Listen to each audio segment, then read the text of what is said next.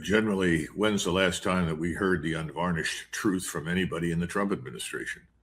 Whether it's jobs reports, the state of morale inside the armed forces, the readiness to fight among the armed forces, the issue of restoring the rule of law inside the country. I mean, I've gotten to the point now where I listen, but I don't believe until I see some tangible, concrete evidence. So that's my first observation. Second is, Vance, like everybody else in the administration, signed the Israel First Pledge. No one in this administration could hold a post in the cabinet or in the government anywhere inside the executive branch if they did not initially swear allegiance to Israel, which is what they've all done. So whatever Vance says or whatever is imputed to him, if anybody thinks that he or anyone else inside this administration is going to systematically oppose policies that are Israel first policies, and those are the policies we're pursuing right now against Iran, they're crazy. So that's not going to happen. Secondly, I think there are things in the toolkit. The problem is they're not going to end this war. They're not going to open the strait. And by the way, when you hear these kinds of statements, you need to say somewhere along the line, what was happening before the war started? Everything we say we want existed before the war started. The reason we've got a problem today in the Persian Gulf with access to oil and the 47 different products around the world that oil is vital to is because we went to war with Iran. Let's get this straight. It's the chicken and the egg. Which came first? Well, unfortunately, we're the chicken and we came ahead of the egg. We need to understand we've laid a big one here in the Persian Gulf, and it's not going away anytime soon. And as far as the Iranians are concerned, they see lots of evidence that we, thanks to our Israeli friends who seem to have passed on their culture, their mentality, their way of doing business to us, treat negotiations with complete contempt. The Iranians don't see any reason to bother talking to us about anything. Now, as far as exchanging messages go, yes, some of that happened with the Pakistani intermediary. And in every case, the message came back, thank you, no, from the Iranians. And what we were offering was not something the Iranians could accept, because at the end of the day, this is all about Iranian sovereignty. This is not just about Iran and the Persian Gulf. The Persian Gulf is a consequence of our attacks on Iran, but it's not the reason that we initially attacked Iran. We attacked Iran for Israel. We're trying to destroy Iran for Israel. We need to make that clear. Americans need to understand this is not a war that necessarily is in the interest of the American people. In fact, I don't see any evidence that it is, but that's where we are. And now then the question is, where are we going? Because President Trump has walked back a number of deadlines, but this one is starting to feel like a lot more firm than any of the others, especially given what happened with this shoot down of the aircraft and what could have been an abortive attempt to have a raid on one of the nuclear facilities that went bad. And then with this statement here, and he repeated it again this morning and expanded on it by talking about civilization and all that kind of stuff. If people are thinking, meaning Trump is thinking that this harsher language will force a breakthrough in the diplomacy and make them give in, the exact opposite is happening. Let me just show you a few examples here. This is Speaker Ghalibaf, the Iranian speaker of their parliament.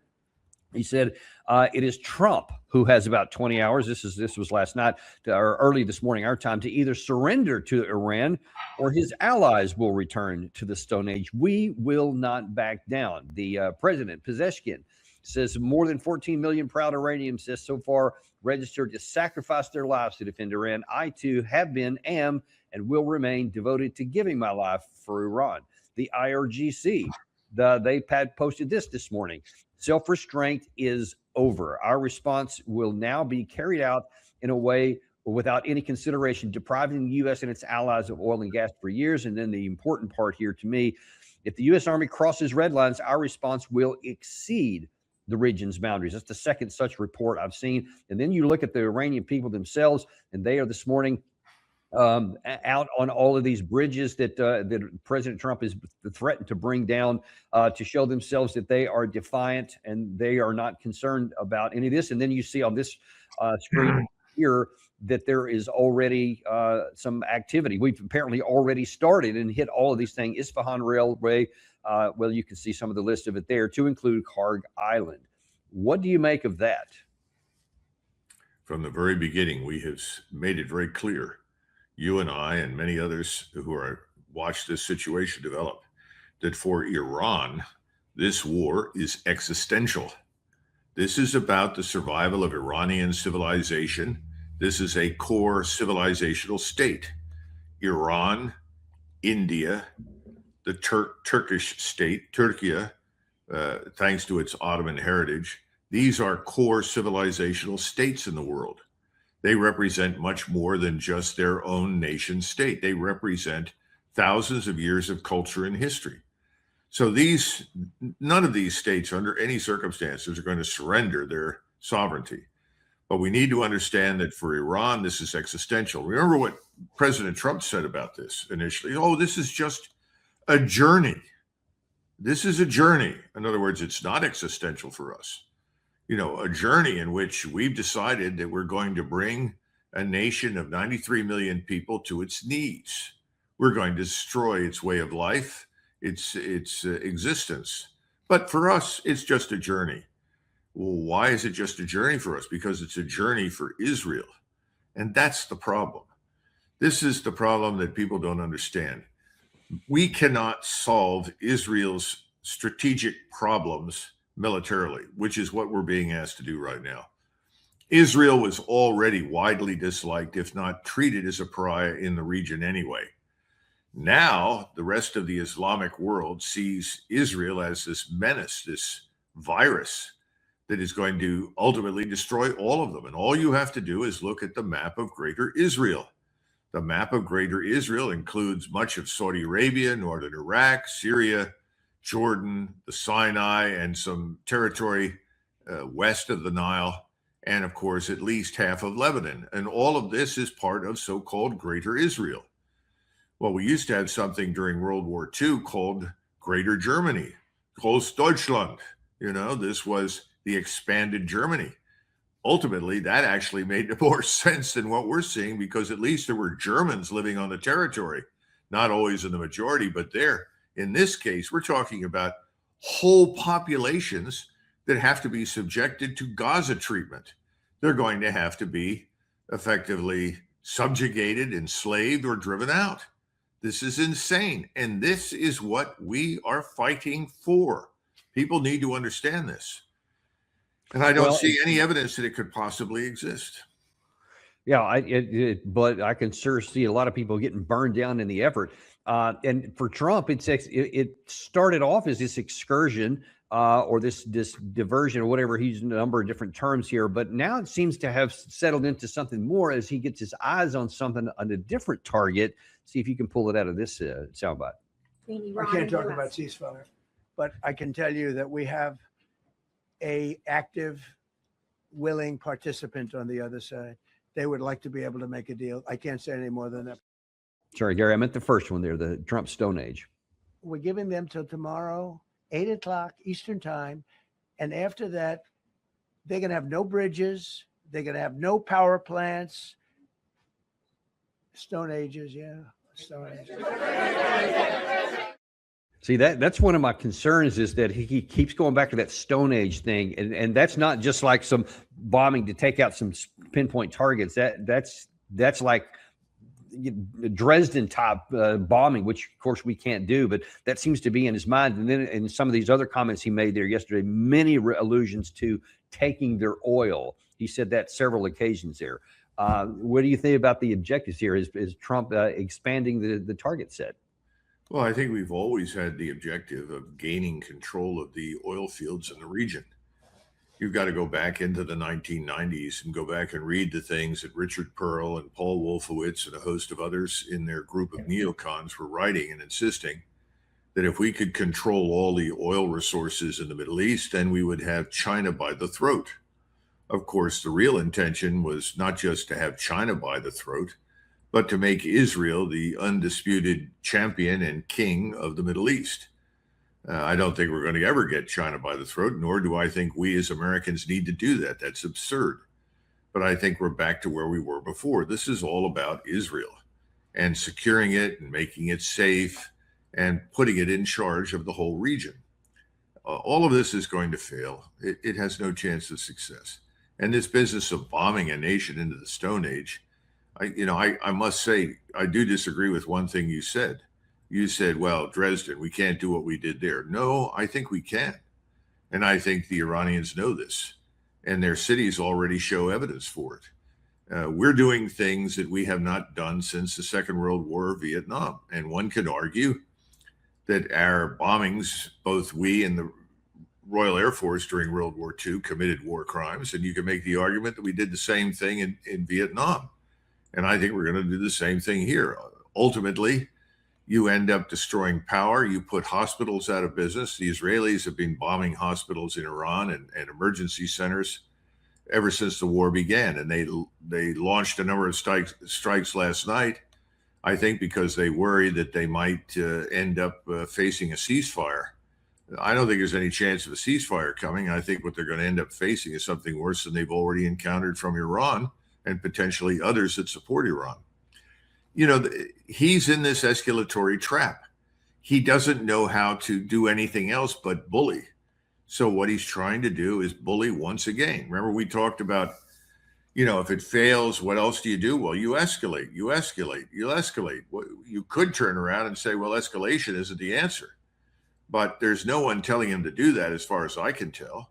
And I certainly don't see great evidence for people standing up in the Department of Defense and telling him, sir, this is not going to work. And if you do this, we could end up in a much wider war with a lot of other people. And by the way, we mentioned escalation beyond the borders of the Eastern Hemisphere. In other words, could there be escalation here in the Western Hemisphere against us? And the answer is yes. The drug cartels, which have always been the real threat to us in Mexico, are for hire, and they have an interest in seeing to it that they continue to move drugs and people back and forth across our borders and coastal waters. So could they possibly cooperate with Iran? Absolutely, without question. There are already Hezbollah chapters down in Mexico. They've never taken any action against us, but they exist. The Sunni chapters, the ISIS / Al-Qaeda, Al-Nusra crowd, they've been much more active in Mexico. But all of these things could blow up in our faces inside our country. They could destroy our refineries, our oil infrastructure. What about our nuclear power plants? Could they cause accidents there? There are a whole range of things. And we have not done what we need to do to secure our own infrastructure. We started under Obama, and Obama diverted all of the money that was supposed to go into modernization of the power grid and other things into the pockets of his campaign supporters. So we didn't get much out of it. We really do need to pay attention to our own domestic infrastructure, particularly our electrical grid, our power grid. So yeah, I think that could happen. And of course, you talk about who is President Trump listening to. He got rid, or at least Joe Kent left. So that was one voice of reason that is no longer even in the mix. He had been sidelined since last October anyway. But here's one who is like upfront and possible. Gary, let's go with Lindsey Graham, number 2 here, because he thinks that this is a defining moment. Don't be fooled about who the hell you're dealing with here. You're dealing with people that would use a nuclear weapon if they could get it, and they were trying to get it. They've been cheating for years, and God bless Donald Trump for stopping them from having a breakout so they could build 8 or 10 nuclear bombs, and one day they would have used them. So we're going to have one of two scenarios: capitulation of their desire to rain terror on the world through diplomacy, or we're going to have a massive military attack destroying this regime's capability to ever wage war again. I think you know what he's leaning toward. He wants that devastating military attack. And then he said this. There is no commercial purpose for 60% enriched uranium. We need to get our hands on that. They need to give it to us, or we need to take it. As to the Strait of Hormuz, when this is over, if they have the ability to control the straits in the future, I think the world will have failed, and I don't think Trump's going to let that happen. The idea that they control the straits in the future has got to be off the table. The idea that they can come back as the largest state sponsor of terrorism has to be off the table. That they can never have a nuke, they can never make missiles to threaten us in the region has to be off the table. So, I mean, he's just laid out right there, especially in that last part. Only a regime change is an outcome that he can live with. They can't be control of the Strait of Hormuz. They can't be allowed to have nuclear material. They can't, all these things. The only way that can be accomplished is if you completely just defeat the regime itself. And without a land army to go in and do that, how's that even theoretically possible, Doug? Well, I think we have to go back and understand something. He has benefited from Israeli largesse in the community here in the United States. He is a strong spokesman for their interests. And back again to the original point, this is the Israeli agenda. Somebody needs to stand up and ask the question, why should this be our agenda? We've traded on lies and misrepresentation of events and people for 40 plus years with Iran. Every time the Iranians approached us and hoped to establish some sort of improved relationship, our friends in the Israel lobby and the billionaires that back them have intervened to stop it. So now they have the war they think they want. The danger, though, is very, very clear. If we were to embark on as this man wants us to, on this total destruction plan, total war against Iran, we are inviting future nuclear strikes against the United States. I think that's what we need to understand. We're not going to be able to strike anybody with impunity. And I think the Chinese and the Russians have made that clear. And I don't see any evidence that they want a war with us. But if they think that Israel is going to employ a nuclear weapon, let alone us, then I think all bets are off. And right now, the entire region is turning decisively against us and Israel. Most of the world is. I mean, this nonsense of we're going to fix it all for the world. They don't care about the world. There's no evidence that we give a damn what's happening. The rest of the world is on the road to depression, economic depression, Dan. You've got to look at the trillions of dollars of wealth being destroyed in the Asian markets. You have to look at the global South and understand the consequences for them. They do not have vast reserves of oil or cash. They're going to go under. Our friends in Japan and Korea are all going to go under financially as a result of this. This is not ending Iran as a state or a nation, contrary to popular belief, but it's putting us in the grave as far as our international standing goes, our potential to do business with others. We are going to be thoroughly and completely isolated in economic terms, as well as political and military terms, in the near future as a result of what we're doing. And people in the United States don't know it. They don't understand it. Wall Street was described this morning by someone who was pointing to all of the indicators and said it's complacent. They don't get it. People think that we control the world. We don't. And we're going to get a hard lesson on that topic very soon. And, you talk about the oil and the impact it could have. I mean, this is one of the other things that's talking about is that the Houthis are saying if you launch this tonight, then that may be their trigger to close the Bab al-Mandab Strait. And that would just add yet another major choke point onto global shipping on top of the Strait of Hormuz. And now then you have an increasing percentage that would be cut off. And a lot of people, especially Saudi Arabia, has already been using that as a bypass to the strait. What would that do if the Houthis made good on that, even with Iranian help, which I guess they could do, and to close the Bab al-Mandab also? Well, you recollect the pipeline that ran along what we called during Desert Storm the Pipeline Road. I remember that. Yeah. That pipeline can be destroyed at any point in time, anytime the Iranians want to do it. They don't necessarily have to destroy Jeddah or any of the ports on the Red Sea. They can simply destroy that pipeline. Most of the pipelines that are headed north are not functioning now anyway.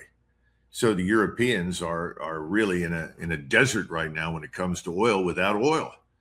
I think it's very hard for people to understand that once you close off the Red Sea, that adds several million more barrels of oil offline every day. You're really putting Europe into an impossible position. And we've got to go back. This is not all entirely Trump. I mean, Trump has certainly reinforced failure and made things much worse. But if you go back to the Biden administration was instrumental in destroying the Nord Stream pipeline. And everybody cheered. This is a wonderful thing. We're liberating Europe from Russian blackmail and potential control and influence. This is all crap. And as a result, Europe is being deindustrialized. The population's living standards are falling. Now, on top of that, with the oil not showing up so that you have virtually no energy, unless you burn coal or you can rapidly restore nuclear power stations. That's happening, by the way, in Japan, and I think also in Korea. Without that sort of thing, you're not going to have any power for a very long time. So you're moving into a global depression. So while Trump thinks this is all about him, he thinks this is about his victory, his need to dominate in order to fulfill his promises and obligations to the Israel lobby and its billionaire supporters. It's not. It's about humanity. It's about the people that live on this planet who are going to be suffering for decades as a result of this insanity. And that suffering is going to include famines because the necessary fertilizer isn't available. Russia can't make up the difference. Neither can China. So there is no appreciation for the larger consequences that will ensue from what President Trump is now threatening. But no one is going to tell him that. Nobody there cares. Why? Who is advising the president? Look at them. Who are they? Where did they come from? What do they know? And you can answer your own question. Have you ever run into an Air Force officer that did not believe in his heart of hearts that with enough bombs and enough missiles and enough rockets that the Air Force can't win everything? Have you? I never have. Every Air Force officer I've ever known, that's an article of faith. If you'll just give us all the money, give us all the munitions, all the missiles, all the aircraft we want, we can win any war, anywhere, at any time. I've listened to that for years. So forget the military advice. It's going to be catastrophic. So what does that bring you to? It brings you back to the people that are in the inner circle who are advising him that he's winning and can continue. And who are they? Who are these people? Name them. Well, I mean, the military stalwarts, Jared Kushner certainly being one. Steve Witkoff is another powerhouse. I mean, obviously, that's going to be some great advice. Lindsey Graham, definitely the golfing buddy. He's always in there. And then let's see, was it Stephen Miller? Yeah, those are the other ones. Well, then you also have Howard Lutnick. You never see a photograph or any film footage of the president in the Oval Office for any length of time without Howard Lutnick standing behind him or next to him, smiling away. I mean, there are people in the White House that are responsible for creating the environment, the information environment that is feeding Trump ostensibly what he wants to hear, and are not telling him the consequences for the larger world we live in. And you mentioned a minute ago that those around are starting to recognize this. Sky News has always been a reliable media outlet for the United States, especially during the Biden administration. They just reflexively said everything about, let's help Ukraine, et cetera. Whatever Trump said in the beginning, they were behind. Well, Professor Clark was on Sky News, and he's saying the quiet part out loud. He very much wants a deal, and the Iranians know that. They think they're in a much better position now than when the war began. Because although for all the destruction that's been 13,000 targets hit, the fact is the Iranians think they're winning, and they're probably right. Politically, they are. And so I think if there is a proposal on the table, the Iranians will be offering up forms of words which they think President Trump will grasp at in order to be able to declare victory and leave. And reopening the straits is easy enough for the Iranians to do because they can close them again. Yeah, that's easy if they want to, but why would they? But I mean, he said the first part right. the Iranians are convinced that they're winning strategically, and I don't see anything on the ground, and I don't see anything militarily. To your point that you just made there, it seems that we have committed everything, put all the chips on the table in the hopes that this air power thing is going to work and that we can just bomb our way to success. But all the physical evidence screams the opposite. So where is that going to leave us tonight at 8 p.m., Doug? Well, I think it's more of the same, only worse. There's still a failure to understand that when you run out of targets, you haven't achieved victory. And that's the assumption. Oh, we ran out of targets. The war is over. We won. That has never worked. Absolutely has not worked. And I think there's a failure to grasp that. Politicians love to believe that if they drop enough bombs on somebody somewhere, they'll give up because they say to themselves, well, I certainly wouldn't live under that kind of constant, uninterrupted bombardment. And if I wouldn't do it, then nobody else will. And they're always wrong. And we discover that people we thought would give up don't give up. Listening to Clark, I think he's utterly missing the point. The Iranians would obviously be grateful for an end to the war. Anybody who's been to war for any length of time and seen the destruction or having had to live in it wants it to end. But the Iranians aren't interested in making Trump look good. They're not interested in giving him a wave that allows him to stand up and say, well, I won. Nobody can challenge me. I don't think the Iranians are interested in that in the least. And that's what he's urging or asserting. I think he's very wrong. I think there's so much blood that's being absorbed today in that region, so much destruction. So many new enemies are being made, and so many others in the region are now thinking that we're going to have to get involved and end this. I just can't sign up for his analysis. This from the very beginning, if you go back and look at us over the last 3 years or 2 years at any rate, when this began after 7 October, and it was obvious that the whole 7 October thing was not what we thought, and that there was this larger plan that had been set in motion, which we're dealing with now. I expressed a view because I have not been and have never been really anti-Israeli. On the contrary, I saw many virtues in the Israeli state, the Israeli people, and the Israeli armed forces. But we've reached a point now where most of the people in the region privately see no alternative to Israel's removal from the map. And this is something that worried me from the beginning. And we can't fix that. This is the problem. Our military power can do many things. We can't solve this fundamental problem that Israel has with its neighbors. It's viewed as foreign, as alien, and more so now than ever in its history. Any opportunity that might have been on hand for some sort of accommodation between the state of Israel and the larger region is gone. And it's gone. All you have to do is listen to someone like Ben-Gvir, who's very open and honest and talks about why he wants to murder everybody. The same thing effectively that Netanyahu says, but Netanyahu dresses it up in different language. There is no easy solution to this. The real question for us is, where do we go when the next round of war-winning operations fails? Where do we go? And I don't have an answer to that. I think the right answer is to disengage. But everybody in New York City and everybody in Washington, D.C. is going to tell you we can't do that. We have to win this for Israel. Yeah, they're going to say that we certainly can't lose or even come out seen as losing. And that's the fallacy Dr. Robert Pape was warning about on our show, this escalation fallacy, this escalation trap, where you're going to get sucked into ever increasing and ever costly failures.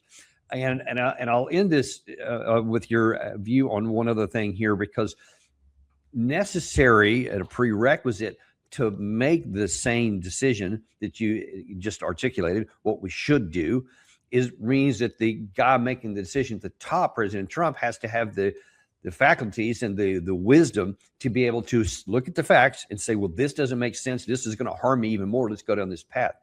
But here is a kind of a peculiar moment in the press conference yesterday, where President Trump was making the statement that the Iranian people actually want him to keep bombing and begged him not to stop.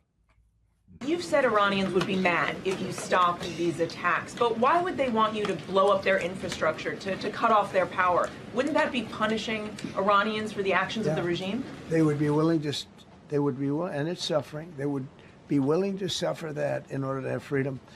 The Iranians have, and we've had numerous intercepts. Please keep bombing. Bombs that are dropping near their homes. Please keep bombing. Do it. And these are people that are living where the bombs are exploding. And when we leave and we're not hitting those areas, they're saying, please come back, come back, come back. These are the people. I don't know what they do. All I can tell you is they want freedom. You know, I listened to him and I've watched that several times and I've looked at his body language, and Doug, I think he believes that. I think he believes that, no, they really want me to. I'm trying to help them out. And if that's the mentality and the thought process that's talking about that, how's it going to avoid catastrophe after 8 p.m. tonight? Well, the last time I looked, if you look particularly in Tehran, although it's not the only location, and you look at the civilian neighborhoods that have been furiously and viciously bombed by us, I think most of the people that he was referring to that we would describe in the United States as a sort of upper middle class, relatively successful people, but people that really want a different kind of society, and they are clearly opposed to the theocracy. They're dead. We killed them. So I don't know who he's talking to. I think he's lost his mind. It's just nonsense. Now, maybe somebody is walking in there. I wouldn't put it past Radcliffe over at the CIA to walk in with ridiculous statements like that and say, here, Mr. President, this is an example of how badly they want us to continue because we're bringing them freedom. How stupid is the rest of the world? How stupid are we to believe that whatever we do is bringing freedom, democracy, and human rights to anybody? It isn't. He's told you the truth whenever you care to listen to it. Yes, he wants to grab the oil. Khuzestan, which is right on the border with Iraq, is the area where most of the oil fields are concentrated. He wants that. The Israelis want it. That's how they plan to not just enrich themselves, but to wield strategic dominance over the whole region and potentially elsewhere. So he's told you the truth. So now suddenly he reads a prepared statement, and then he tells you, oh, the poor Iranian people, they want us to continue bombing because they know that's the path to freedom. That's absurd. It's just nonsense. Yeah, and that's we're about to find out. Listen, I know you only got about 5 minutes left here. In the last few minutes, what do you think is going to happen tonight if President Trump, whatever it is he rolls out and does something big and starts hitting power plants, et cetera, what do you think? We'll just keep it tight. What does the next week look like in this war? I know everybody is looking for something brand new. And again, I know that we do have some technologies that can at least facilitate drops in power or the elimination of a power grid for a short period of time. But I don't think that's really what he's talking about. I think he's talking about, frankly, more intensive strikes that are designed to do more harm to Iran in the hopes that this will promote the disintegration of the state and the society. That's all. In other words, it's going to be what you've seen before, only worse. And the Iranians, I think, are prepared for it. And I know that the Russians and Chinese are on the ground in that country now, helping the Iranians, particularly with their air defense capability and other things, in order to prepare for this.